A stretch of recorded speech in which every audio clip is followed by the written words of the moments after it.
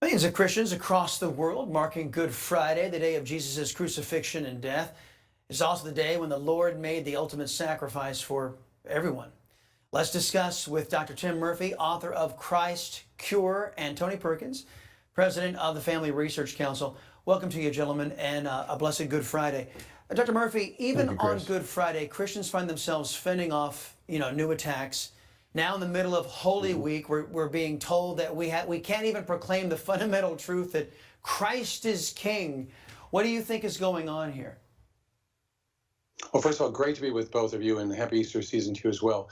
We have reached a point in our society where secularism is trying to get rid of Christianity. And I don't mean just tolerate it, I mean get rid of it. But there's a number of fundamental issues here with Christianity, particularly with Easter week, which are important. They're the issues of sacrifice, they're the issues of humility, the issues of forgiveness. And those are extremely important to Christians, and it's important that we be allowed to practice our faith.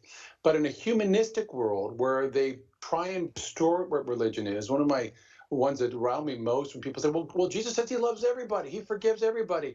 Yeah, that's not quite right. Yes, he forgives, but he also says, go and sin no more, or you need to change. And the great message with Easter that Christians realize is the renewal, that the resurrection is something that it tells us that if we believe and if we work towards forgiveness, if we acknowledge in our humble way our own sins, our own problems, hey, we're going to mess up again.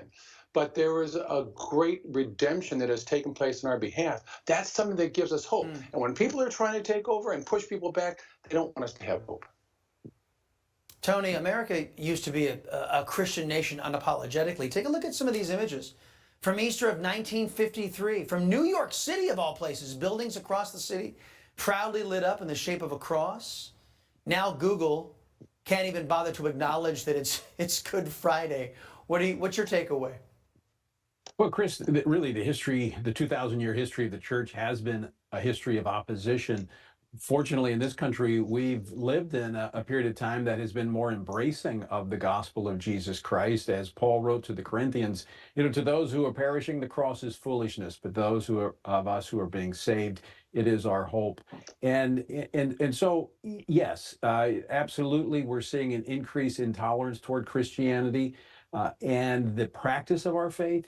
One thing that we understand in this country, freedom of worship is not just the ability to choose the church that you want to attend, but it's the ability to live out your faith in such a way as to affect the world around you. And we have to contend for that. We have to work for that. We have to live it out. We have to not be intimidated by the forces, the secular forces that want to drive us within the walls of our churches or to the outskirts of society. As you pointed out at the beginning of your program, Chris, Western civilization owes its existence to the Christian faith. And we have every responsibility, every obligation, and every right to continue to advance that truth. Gentlemen, if you could just give me about 30 seconds apiece, an Easter message you wanted to send out to Christians all over. Dr. Murphy, you go first. Well, the message is one of hope and faith. Paul told us that faith, hope, and love are the foundation of us being able to deal with issues in this muddled world. And as a psychologist, I remind people that those are important principles as we heal from our own trauma. We know that people, whether they're suicidal or depressed or PTSD, whatever it is, those who believe, those who have stronger faith do much better. Let's not forget that, and let's embrace this Easter season as this message and a means for us to heal.